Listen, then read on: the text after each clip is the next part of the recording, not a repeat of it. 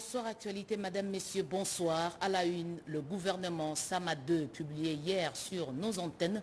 Les Kinois réagissent sur leurs attentes. L'arrivée des poids lourds comme Jean-Pierre Bemba Gombo, Vital Kamerhe, Antipas Moussa est largement commentée dans les rues de la capitale. Des réactions à suivre dans cette édition d'information.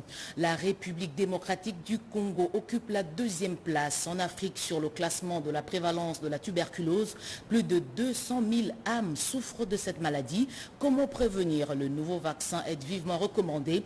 Il est attendu en 2025. Une journée scientifique a été organisée aujourd'hui où le monde commémore la journée internationale de lutte contre cette maladie. Une école pour scolariser les enfants des parents lépreux a été construite sur le site de l'hôpital de la Rive à Kinshasa. Longtemps stigmatisé, aujourd'hui, ces écoliers partagent les salles de classe avec les enfants des quartiers avoisinant le camp. Nous allons découvrir cette école dans ce journal. Voilà tout pour le sommaire. Madame, Monsieur, bonsoir et merci de votre fidélité. Le retour de Jean-Pierre Bemba aux affaires, le Kinois le qualifie comme l'homme de la situation pour neutraliser les forces terroristes, notamment dans l'est du pays. Vital Kamerhe est attendu sur le marché de change et sur la flambée des prix des biens et services. Des propos recueillis par Joël Kayembe. Monsieur Vital Kamerhe, aussi Jean-Pierre Bemba. On est aussi le journaliste de la RTNC, bel et bien, qui est aussi sorti ministre des Sports. Ce que moi je pense de ce gouvernement, je pense à ce qu'il puisse nous aider à donner de bons résultats. Nous sommes contents de ce gouvernement et félicitons le président de la République. Nous voulons également voir les jeunes travailler.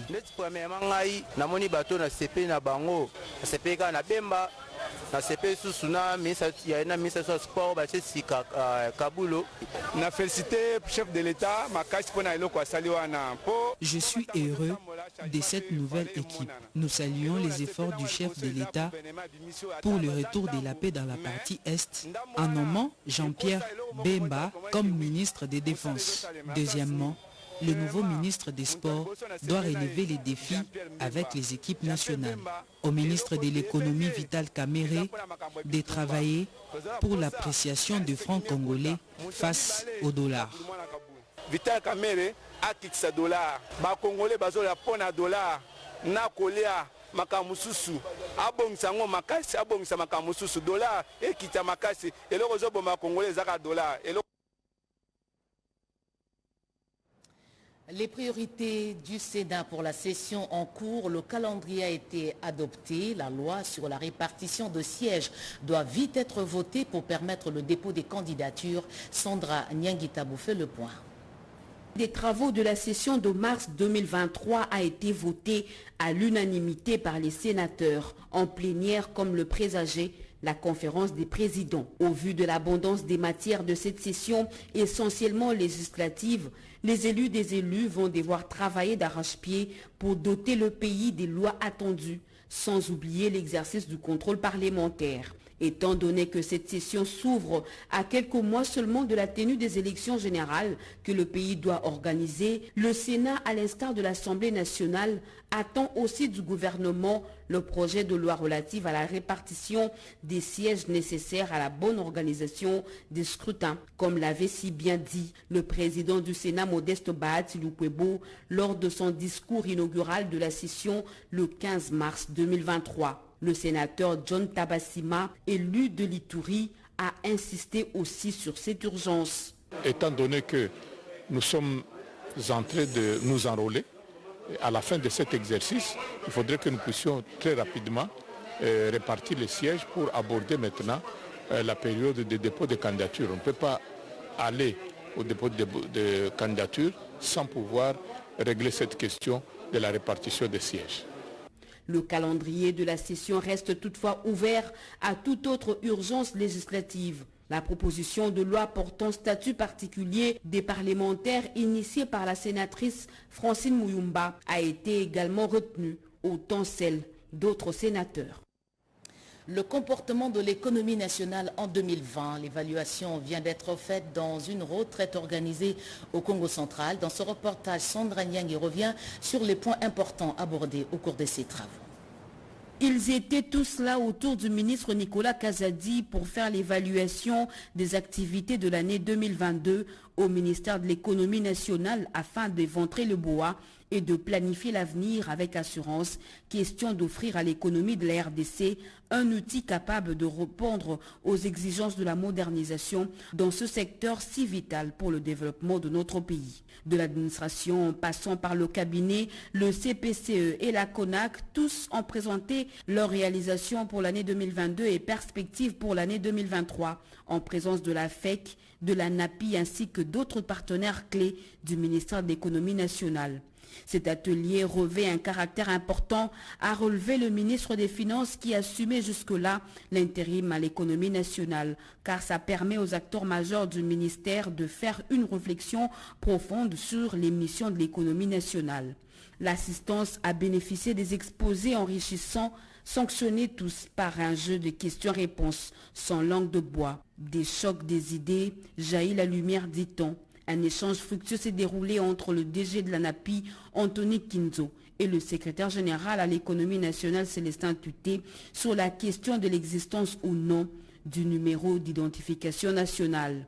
Pour lier l'utile à l'agréable, la troupe théâtrale des Intrigants a bien illustré les causes de la hausse du prix du carburant et des produits de première nécessité dus au choc exogène et endogène et les efforts déployés par le gouvernement pour y faire face afin de préserver le pouvoir d'achat de la population. Cet atelier était organisé au fleuve Congo, précisément à Kinshasa. On reste dans la capitale. L'instrument de référence des stratégies pour le renforcement de la politique minière en République démocratique du Congo a été présenté. On y revient avec Rodé Panda dans ce reportage. Le ministère de Mines a ouvert ce jeudi 23 mars 2023 un atelier de 2 jours sur la présentation du plan stratégique de développement du secteur minier 2023-2027 dans le cadre du développement économique national. Le vice-ministre de Mines, Godard Motemuna, a, au nom de la ministre de Mines, Antoinette Samba Kalabay, fixé l'opinion sur ce plan stratégique du développement économique. J'ai le privilège d'être ici aujourd'hui pour présenter le plan stratégique 2023-2027 du ministère des Mines. Il témoigne de la volonté du gouvernement d'atteindre ses objectifs de développement économique. Le plan est fondé sur notre mission principale qui consiste à promouvoir la croissance économique et à renforcer la durabilité du secteur minier ainsi qu'à garantir que nos ressources minérales soient exploitées et exportées de manière responsable. Le présent atelier de présentation du plan stratégique du développement économique national dans le secteur minier, suivant la vision économique du chef de l'État, connaît la participation de partenaires techniques et financiers, parmi lesquels des organisations internationales, des coopérations techniques, des ambassades, des agences des Nations Unies, ainsi que la société civile, tous apportent une assistance technique et financière considérable au développement socio-économique de la RDC. Les dépenses effectuées par les entreprises minières répondent-elles aux besoins exprimés par les communautés locales? Cette question était évoquée au cours d'un atelier organisé dans la capitale par les experts de l'ITIE. Peggy Mukunda, reportage. Un partage équitable entre la population et les entreprises minières afin que la population bénéficie des ressources minières de leur province. Tel est le souci majeur de l'ITIE national dont les experts viennent de disséminer au cours d'une réunion technique les rapports d'évaluation du niveau d'exécution par les entreprises extractives de leurs obligations sociales et environnementales dans le Haut-Katanga, le Lualaba et le Haut-Touélé. Les entreprises devraient nous aider à publier directement sur leur propre site les informations liées aux engagements sociaux et aux engagements environnementaux. Et aussi, les administrations devraient faire la même chose. Notre travail aujourd'hui va se traduire dans la sensibilisation de toutes les parties déclarantes pour arriver à ce stade-là. Le rapport qui est vraiment une photographie de ce qui se fait a montré beaucoup de faiblesses que nous devons améliorer. Et l'une des faiblesses, c'est la circulation de cette information. Alors, le consultant a fait des recommandations et nous allons traduire ces recommandations en activité dans notre prochain plan de travail. Et je pense que nous allons arriver à nos objectifs. L'objectif, c'est lequel? Il faut que nous puissions connaître l'impact social et environnemental de l'exploitation minière et des hydrocarbures dans notre pays. Ensemble, ils ont analysé et échangé sur les contextes, la méthodologie et les difficultés rencontrées afin que la mise en œuvre de ces rapports soit efficace. Droits humains, les priorités des droits de l'homme en République démocratique du Congo. Cette question était évoquée au cours d'un échange que le président de la CNDH a eu avec une délégation de l'ambassade de Belgique. Les priorités des droits de l'homme en République démocratique du Congo, sujet au cœur de l'entretien qu'a eu ce vendredi le président de la Commission nationale des droits de l'homme, Paul Sampou-Moukoulou, avec une délégation de l'ambassade de Belgique conduite par sa chef de mission adjointe. Pour Lot de Bruyne, la Belgique est disposée à accompagner cette institution d'appui à la démocratie dans la protection des droits de l'homme. Pour nous, c'était très important de le féliciter avec sa nouvelle fonction. On est très content d'entendre qu'il est déjà très actif. Il nous a annoncé sa visite à Ndolo et à Makala cet après-midi, sa visite à Genève. Donc on voit qu'il a déjà très bien entamé l'agenda. Et pour nous, c'est très important que la Commission est de nouveau active et on aimerait échanger avec eux sur nos priorités aussi au niveau des droits humains. Parmi les priorités des droits humains en RDC, il y a la situation des populations carcérales, chose sur laquelle la CNDH compte travailler pour humaniser les lieux carcéraux. Je l'ai dit au sommaire, lutte contre la tuberculose. Un vaccin est attendu en 2025. Au cours d'une matinée scientifique, une réflexion était menée sur les avancées de la science. C'est en marge de la Journée internationale de lutte contre cette maladie. Serge Mata. La République démocratique du Congo continue jusqu'à ces jours de figurer parmi les 30 pays les plus touchés par la tuberculose dans le monde, occupant le 9e rang mondial et la 2e position en Afrique en termes de taux de prévalence de la tuberculose. Au total, plus de 200 000 cas notifiés de tuberculose de toutes formes confondues ont été enregistrés en RDC, dont plus de 120 000 hommes, 92 000 femmes et plus de 26 000 enfants qui y sont répertoriés. La lutte contre la tuberculose a considérablement fait des progrès, mais la menace persiste. C'est ce qui ressort de cette matinée scientifique sur les avancées de la science, une journée d'échange qui a permis de sensibiliser l'opinion publique aux conséquences sociales et économiques dévastatrices de cette maladie infectieuse. Question d'intensifier l'action visant à mettre fin à cette épidémie mondiale et de faire le point sur les efforts de prévention et des soins. Comment pouvons-nous prévenir la maladie? Deux aspects à considérer. Le premier, c'est que nous pouvons donner une bithérapie. Deuxième méthode pour prévenir la maladie, ce sont les nouveaux vaccins.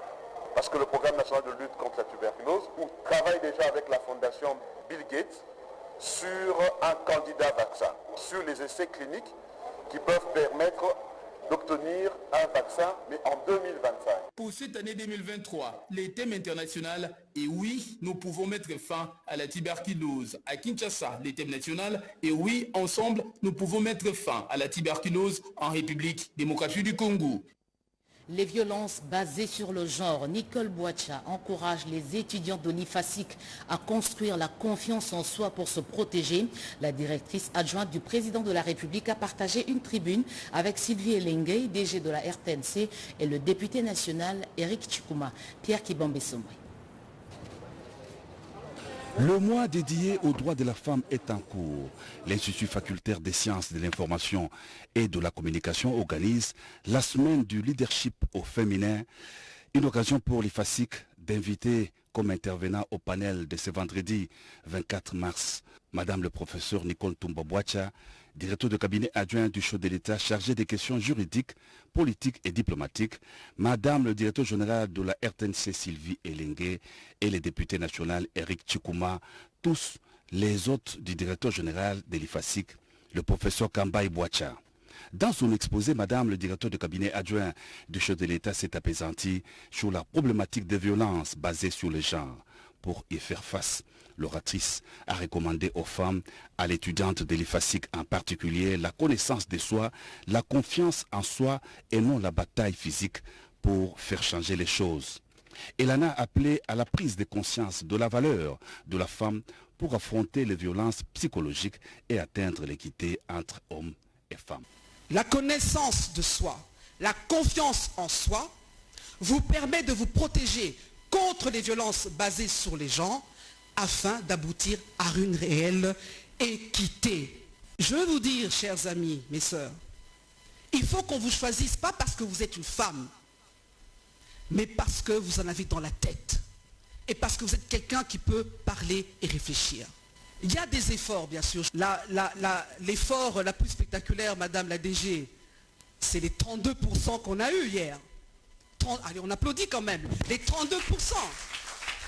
La femme doit savoir se faire traiter avec valeur, une valeur due à son potentiel et à son rang de femme, a conclu Madame le professeur Nicole Tombabouacha.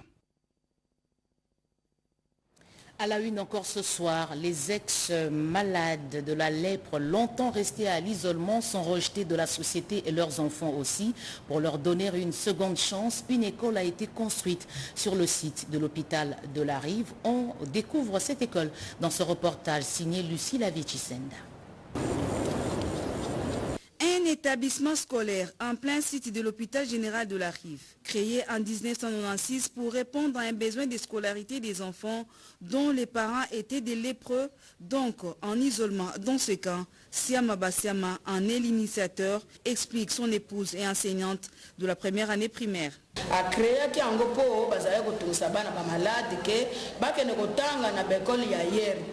L'école a été créée parce que les enfants étaient stigmatisés dans les écoles environnantes, étant donné que la lèpre est une maladie contagieuse. Et j'étais la directrice de la maternelle jusqu'en 1999. L'école maternelle a été fermée par manque des moyens. La prise en charge des enseignants était assurée par Coadis. Après quelques années, l'école a été réhabilitée par les catholiques et les protestants.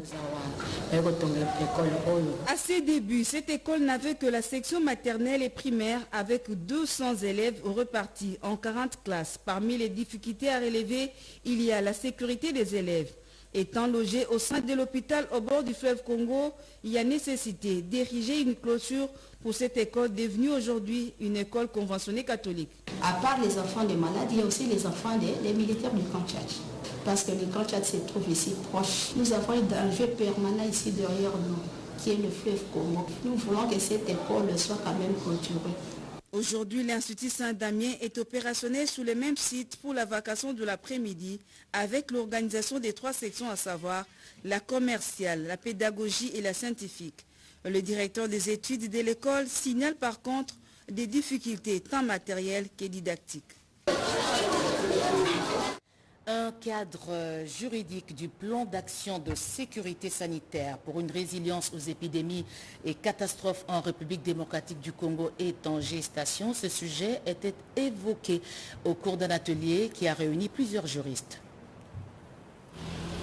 Une mise en œuvre des activités juridiques du plan d'action de sécurité sanitaire en RDC permettra de renforcer la résilience aux épidémies et catastrophes.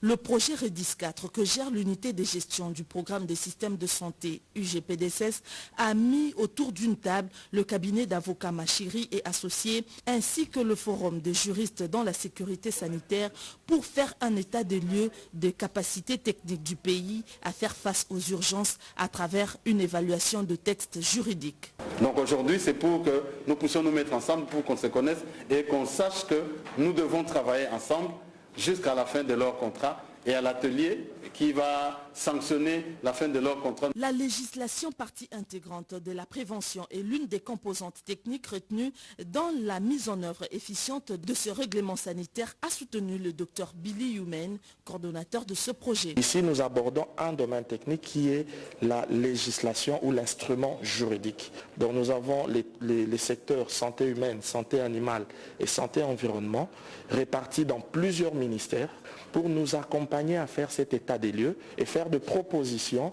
au niveau supérieur afin que les décisions soient prises et que la RDC puisse se conformer comme d'autres pays en Afrique et dans le monde par rapport à la préparation. Afin de combler les écarts du pays, en lien avec le règlement sanitaire international, plusieurs autres ministères ont pris part à ce travaux.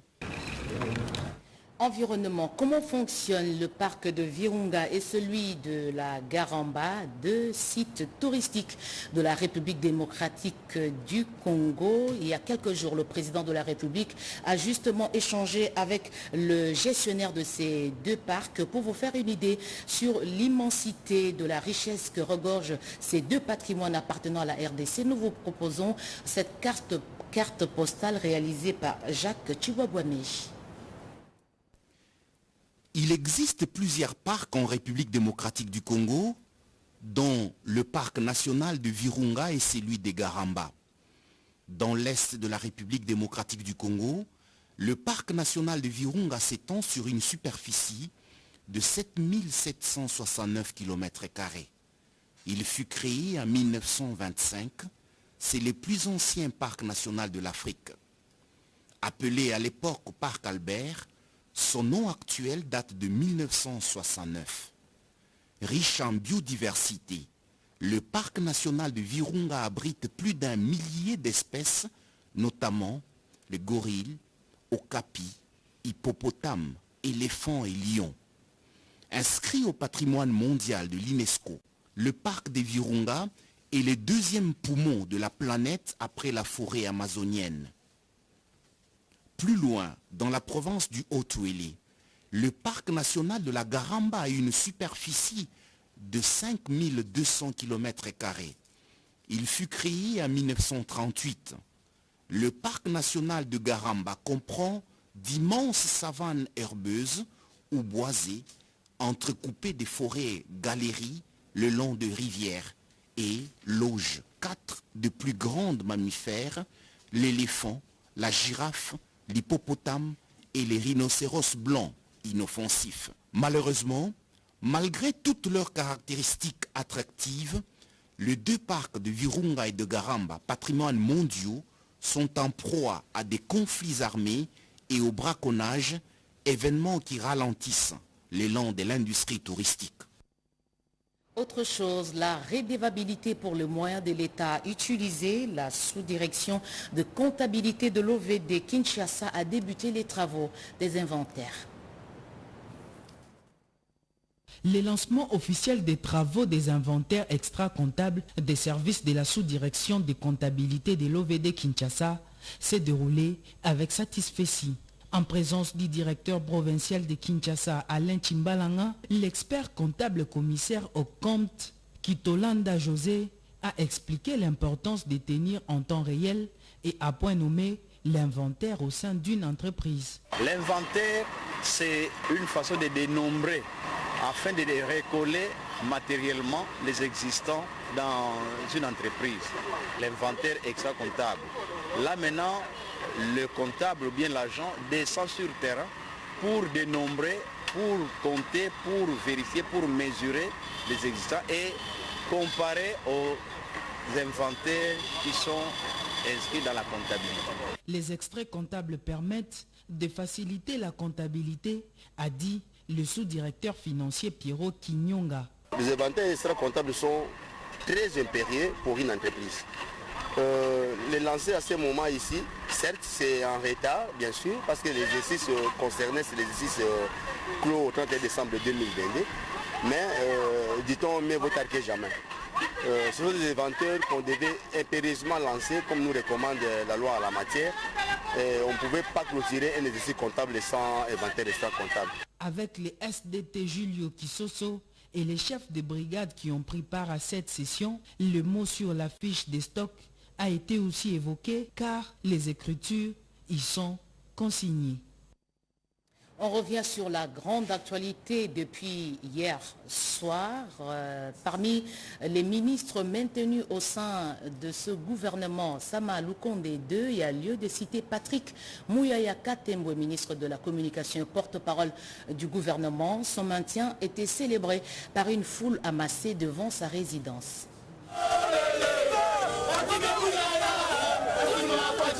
Ce sont les ovations d'un peuple à son ministre de la Communication immédiat, reconduit au gouvernement Samalou Kondé II. Devant la résidence, c'est lui qui est devenu l'incarnation du nouveau narratif. Par son savoir-faire, ces hommes et femmes saluent la volonté du garant de la nation de maintenir Patrick Mouyaya au poste du porte-parole du gouvernement. D'ailleurs, l'homme est sur tout le front médiatique pour dénoncer l'agression rwandaise sur le sol congolais.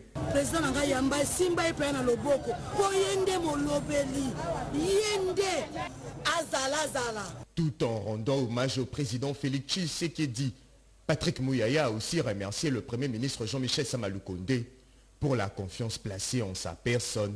Président Tshisekedi Maboko.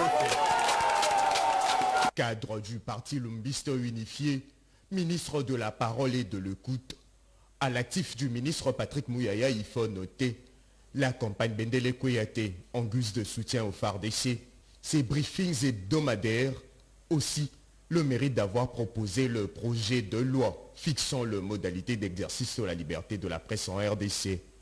Récemment, un trophée lui a été décerné par de professionnels de médias pour avoir réussi avec brio l'organisation de la visite papale en RDC.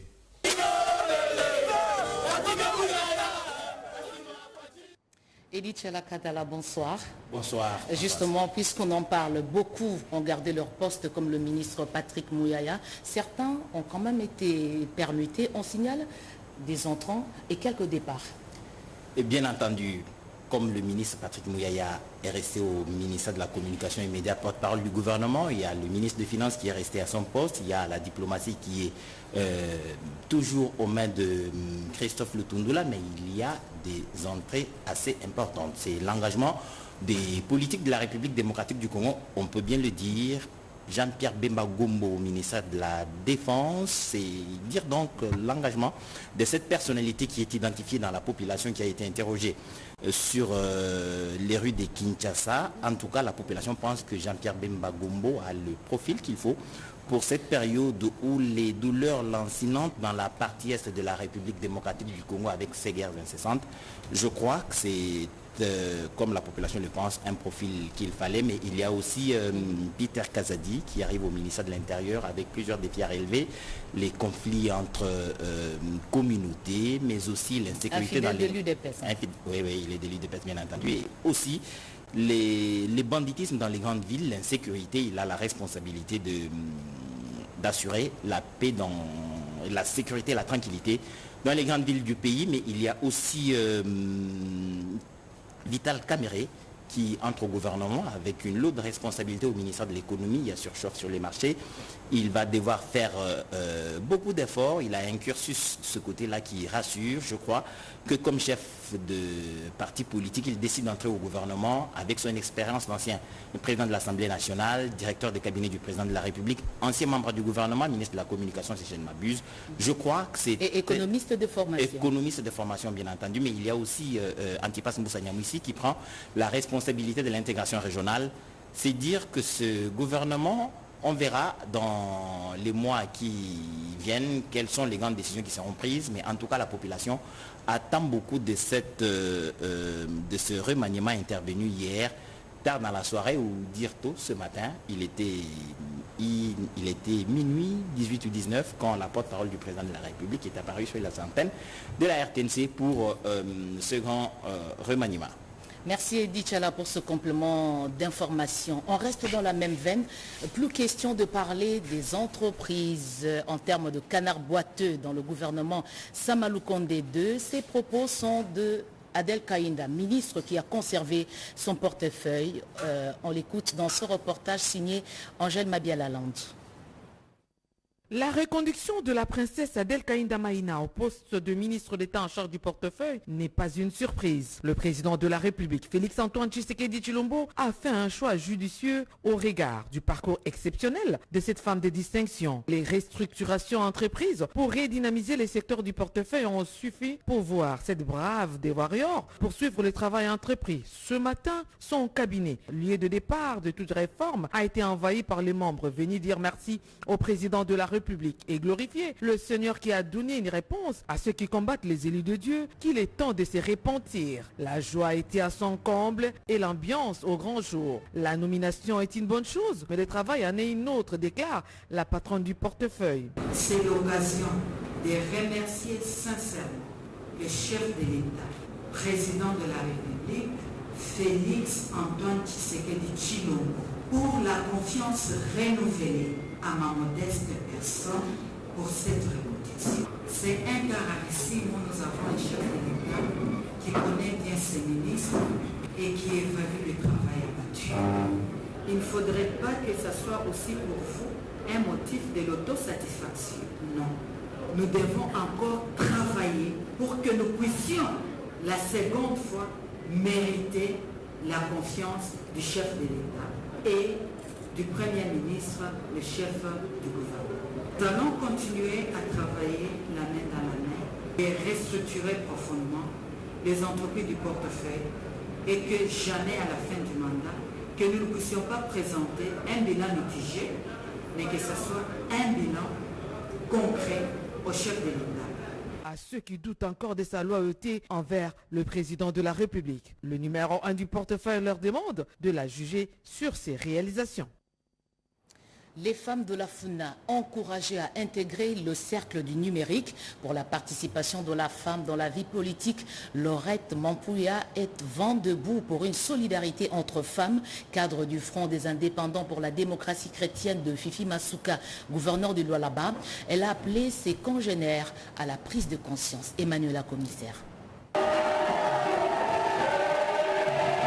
De la joie, de l'effervescence, l'ambiance est totale dans cette salle avec pas moins de 500 femmes venues de tous les coins du district de la Funa. Toutes, avec smartphone à la main, cherchent à tout prix immortaliser l'instant. Devant ces mamans, une brave dame pour une sensibilisation sur la condition de la femme à l'ère du numérique. Laurette Mampouya Mboké, la cadre du Front des indépendants pour la démocratie chrétienne FIDEC, parti cher à Fifi Masuka, s'est apaisantie sur le rôle du numérique dans le monde actuel, tourné de plus en plus vers les nouvelles technologies et la femme doit être outillée, a-t-elle insisté. Ce secteur dont la femme est exclue, suite à la faible taux de scolarité, les femmes doivent saisir l'occasion pour prendre le train qui a quitté la gare. De quoi appeler ses semblables à briser le plafond de verre pour un monde égalitaire homme-femme. Dans sa casquette de femme engagée dans les actions politiques, Laurette Mampouya a aussi motivé ses interlocutrices à l'autonomisation et à s'engager dans la vie politique, surtout en cette période préélectorale.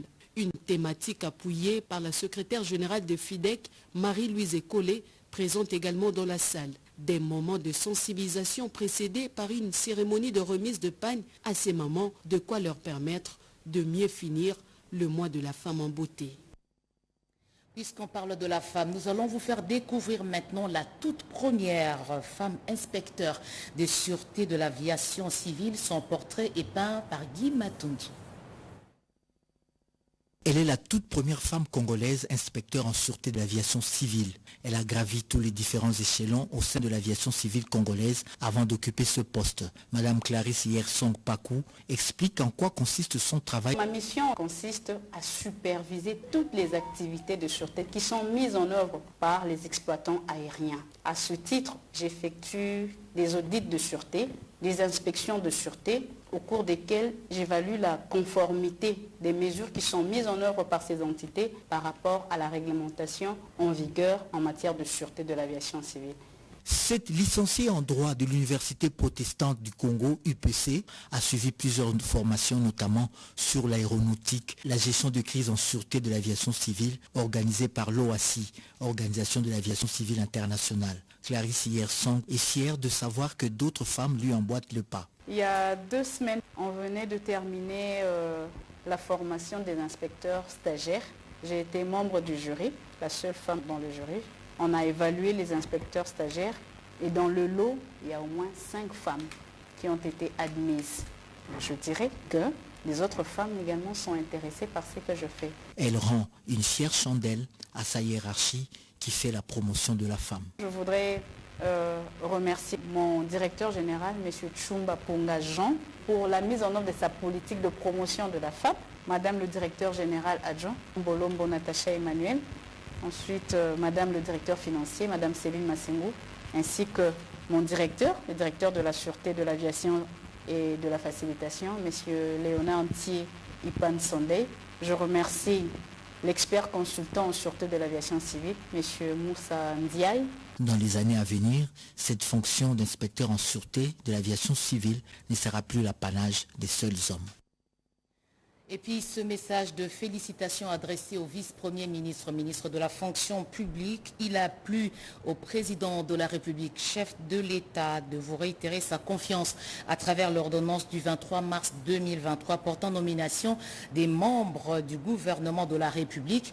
À cet effet, en mon nom propre et en ceux de tout le personnel administratif de l'École nationale de l'administration, des formateurs ainsi que des élèves de la promotion Simo Kimbangu, je viens vous présenter nos très sincères félicitations. Votre avènement à la tête du ministère de la fonction publique, modernisation de l'administration et innovation du service public a marqué un tournant décisif pour la stabilisation et la montée en puissance de l'École nationale d'administration. Rassurez-vous, poursuit ce message, Excellence, que votre engagement et votre implication dans la résolution des problèmes structurels qui menaçaient la pérennisation de cette école d'excellence ont remonté l'espoir des cadres et agents, les formateurs, les élèves ainsi que les administrateurs civils issus de cette prestigieuse école. Nous restons tous déterminés à vous accompagner dans l'atteinte de vos objectifs. Voilà, dit ce communiqué qui porte la signature de Guillaume Banga Wakimessa. Et puis, en religion, 2 ans après sa mort, le père Oscar Bimouni a reçu il y a quelques jours les hommages posthumes de la communauté scientifique pour sa contribution substantielle dans la théologie africaine.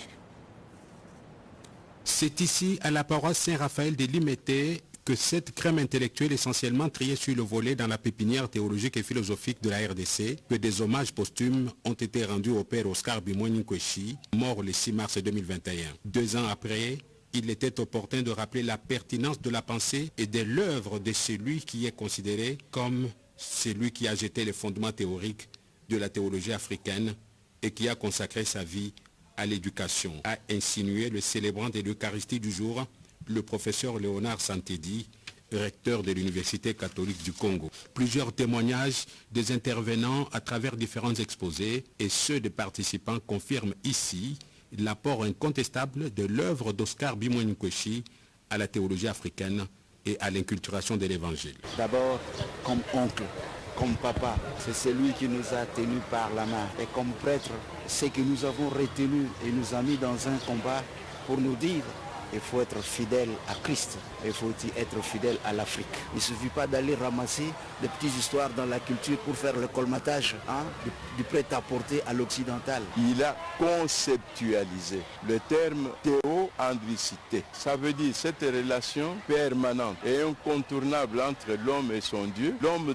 tourné irrémédiablement vers Dieu comme base de toute réflexion théologique. Ici est de noter qu'une plateforme numérique composée de 150 professeurs, théologiens et philosophes a été créée pour pérenniser la pensée du père Oscar Bimouni Nkweshi. Merci Ludor Balekela. On termine par ce communiqué de la Régie des eaux direction provinciale de Kinshasa qui informe ses abonnés de la partie centre, ouest et sud de la ville-province de Kinshasa suite aux travaux d'entretien périodiques programmées par la SNEL au poste haute tension de Lingwala. Ces usines de traitement d'eau potable de Lupunga, Ngaliema et Ozone ainsi que ces stations de pompage de Mitendi, Gombele seront à l'arrêt demain, samedi 25 mars, à partir de 8 h jusqu'à la fin des travaux de la SNEL. La Régie des eaux profite de cette occasion pour réparer ces fuites sur la DN 700 départ Kitambo au niveau de l'usine d'Ongaliema. Par conséquent, des manques d'eau et perturbations seront observés dans la fourniture d'eau dans les communes et quartiers ci-après, Gombe, Lingwala, Kassavu, Bobandalungwa, Kitambo, Montfleury, Jamaïque, Ma Campagne, Joli Parc Ozone, Météo, Delvaux, Djelobinza, Upen, Sangamamba et Ngomba Kinkusa, Malueka, Kimbwala, Don Bosco, Kan Munganga, Mboudi, CPA, Kinsuka Pêcheur, Carigres, Mimosa, Kan Tchachi, Télécom, Ngafani, Cité Verte, Cité Maman Mobutu, Masangambila, Monkole, Mongafula, commune Sebo, Cité Pumbu, Kan Badiading, Kimbondo Dumez, Matadi Mayo, Matadi Kibala et Kimwenza. La Régie des eaux SA prie les abonnés concernés de bien vouloir se constituer des réserves d'eau et de l'exclusion